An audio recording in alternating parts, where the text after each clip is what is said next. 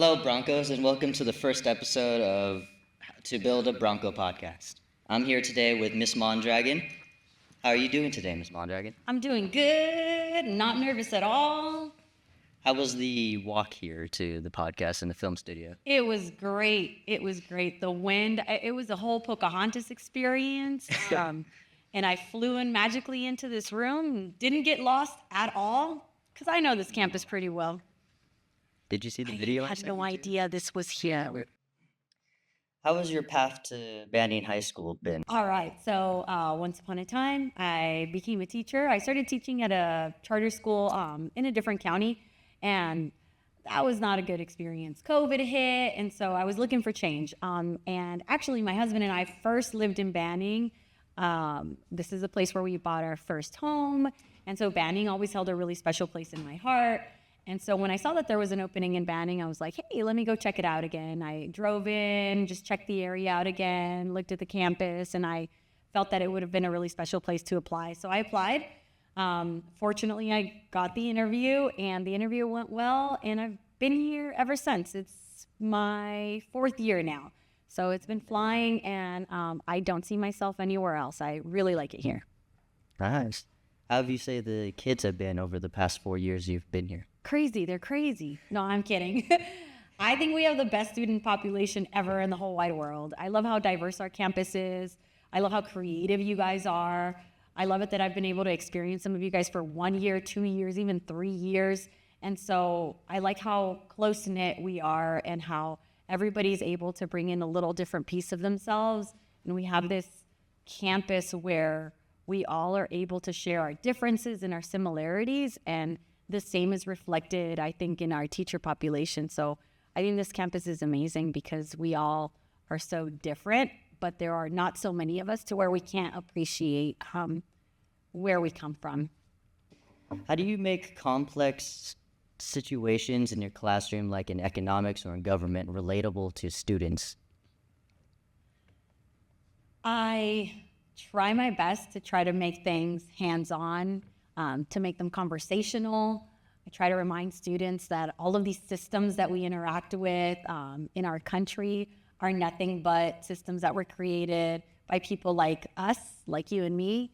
And so I really like it to be an experience in which you guys are able to envision yourselves being a part of the systems that we live in and knowing that you have a large part in either making those a little better or adding on to something that you envision could exist in this country. Economics is more practical, right? So you can see yourself practicing that every single day with your money decisions and planning your financial future. Government's a little tougher to do, but I think with your guys' background and already having studied history and actually being a part of a public education school system, maybe since you were in kindergarten, you guys will realize that government is really just a bunch of people that are supposed to represent you and me. So as you've seen in my class, I try to make things conversational. I try to make things a little hands-on, maybe gamify some things, and just hope that it gets through to you guys, and at least have a little bit of fun here and there sometimes. Oh, yeah. It's definitely fun. You can hear over at our table, we're always laughing the whole time. Too. Yeah, having those friendly debates. Yeah. I love that Friendly. stuff. Yeah, friendly. It's okay, and that's a part of like learning how to appreciate our differences. You know, the fact that we don't have to punch someone in the face when we disagree with them and say, hey, you know what? I never looked at it that way. I don't agree, but that's really cool that we can share those different perspectives. That's important. Our country needs so much more of that. Definitely. How do you say your perspective on, say, economics or political in this country has changed since you started teaching? Oh, I think I'm less angry when things happen because I know that I'm in a classroom full of amazing people that really are going to make this country even better, I think. I think we live in an amazing country where we are granted so many opportunities that other places in the world don't have. I'm grateful for that. And when I look at you guys, I really do feel like I'm going to be living in a pretty good place when I'm a little old lady. And so you guys really do give me hope that we're not going in the wrong direction, that we're actually going in the right direction, that you guys have so many powerful, creative thoughts, dreams, and abilities that are going to be put into play pretty soon in your young adulthood. And so I'm excited to see what that looks like when you guys are living your adult lives and making a bit even bigger impact in this country. So when I see something crazy happen, whether it's on TV or in my local community, I know that it's not always just crazy, angry people around, that there are some really good-hearted, motivated people that really just want to make this place a good one for us to grow old in. Well, yeah. I'd say that ever since I've been in your classrooms too, I've learned the subjects a lot better. And ever since U.S. history too, I love history now. Woo! I Who can't doesn't, stop right? learning about it too. And I love the fact that I can realize that in our current situations in the country right now, that's literally history being made that we're seeing. Absolutely, every day. And I can't wait to be like in the future and I'll be like, oh, back in my days. That's It was right. actually cool to be there in those days. Heck yeah, absolutely. And then learning about money has made it so much easier on learning like credit cards or actually how to do taxes and how many different taxes there are. Yeah. You can like understand people's adult struggles, and now you're like, it makes sense when I saw maybe a family member or a community member struggling. Now I know what they could have maybe been going through, and now I Yeah. know what to do or what not to do, when I get there. Yeah. Would you say that there's been any point in the past 4 years that you've been here where you've seen a kid really shine because of what you did to them and what you influenced them? Um, that's an intense question. I feel like that's a heavy one. Yeah, I don't want to make myself look like I can fix people or anything like that. I think as teachers, our role is just to like help you guys see your own greatness. You're a prime example of that, and the person behind the screen, and then the teacher behind the screen. And so it's really just like shining a spotlight on what you guys are already good at and encouraging you to become even greater at that, and to not give up, to be motivated and stay motivated to try the next thing, even if it fails, and to learn from it and to say, yeah, I got to do that, and to not be scared to try new things.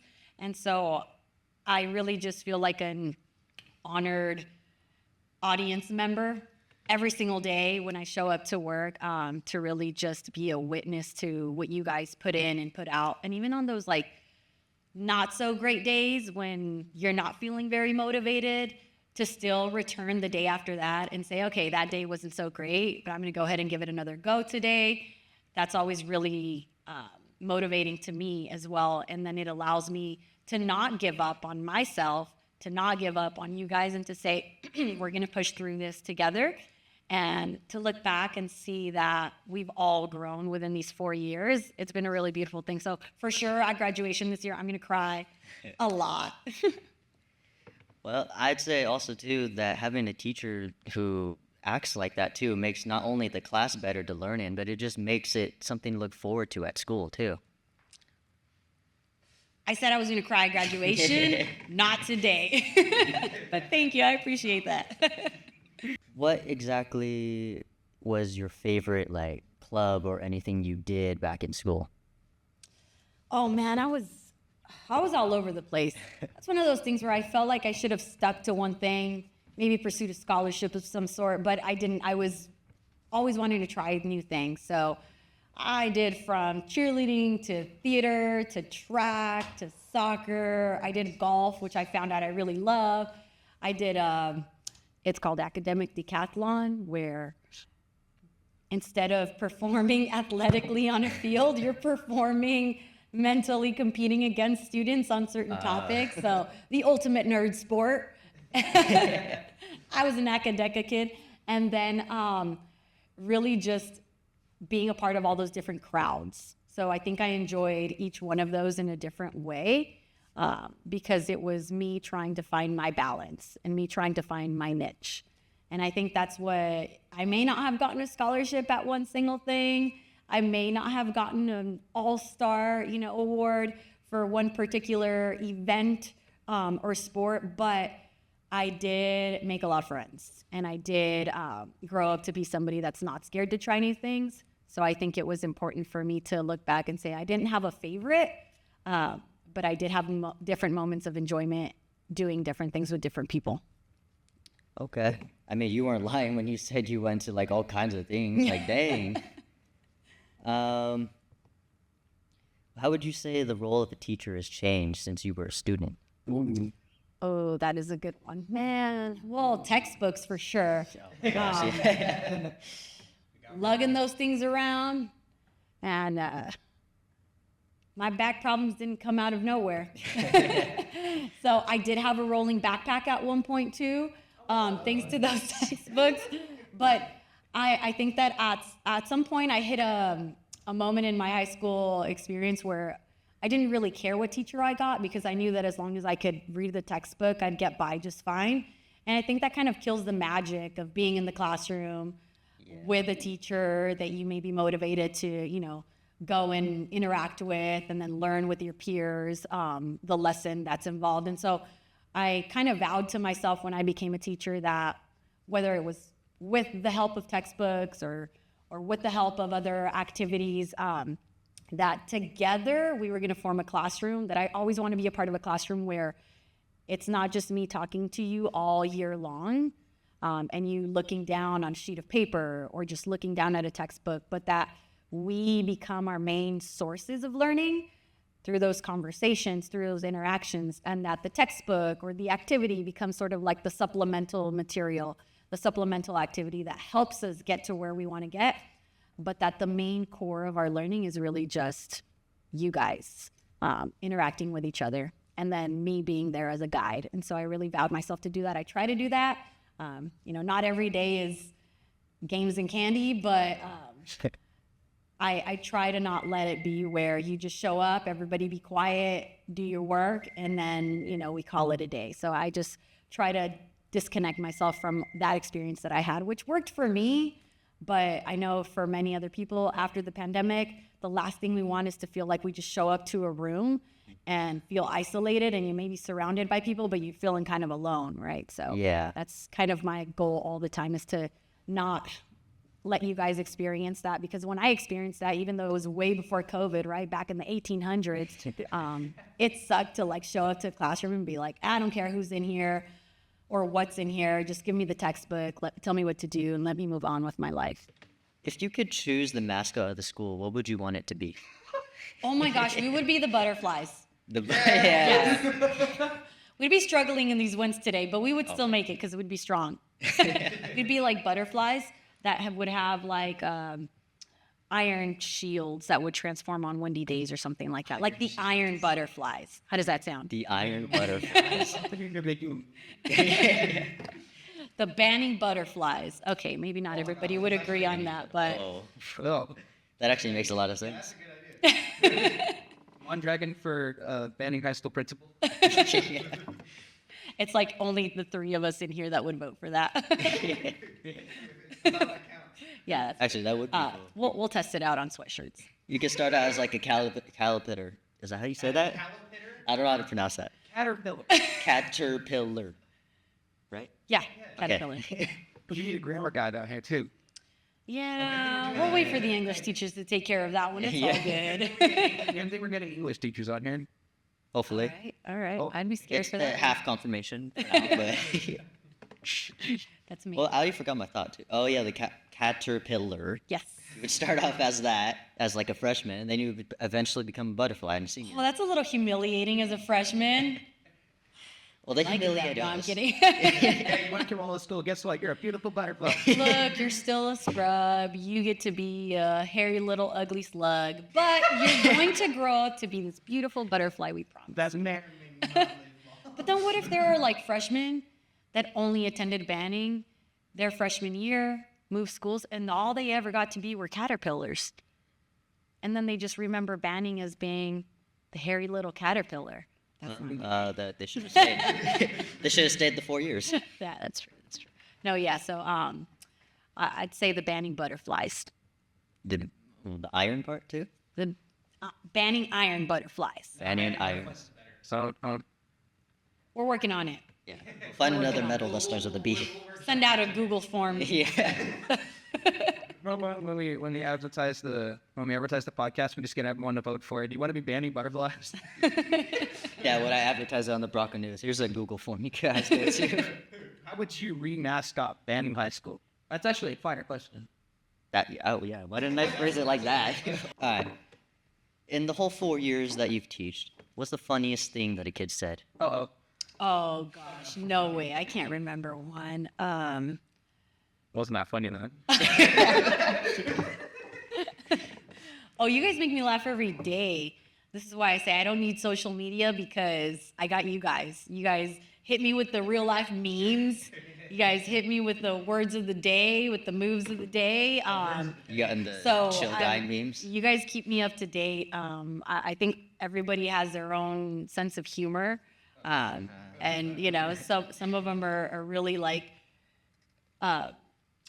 erratic jokes that students will just kind of like yell out for everybody to hear, or it'll be the, you know, the students that are having their own little circle conversation of like dark humor that they think no one else is listening to, but I'll like, you know, just hear something and I can't help but not laugh. So I think a lot of you guys are really just naturally hilarious, and I'm consistently laughing at what you guys say, and a lot of the times it's how you guys say it more than anything. So Especially tone is everything. I say things a lot of different ways. Absolutely, yeah.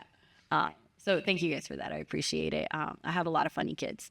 I don't have a lot of good play-by-play jokes or anything like that. Most of the time, it's me making the classroom like into this like awkwardly silent moment where students are trying to process if I said something funny or not. And then I'm like, all right, well, that was a fail, you know? And then the students laugh because they realize that I failed, which I guess works as well. But yeah, you guys say some funny stuff all the You time. said laughter is the best medicine, so. Yeah, Sure, absolutely. yeah.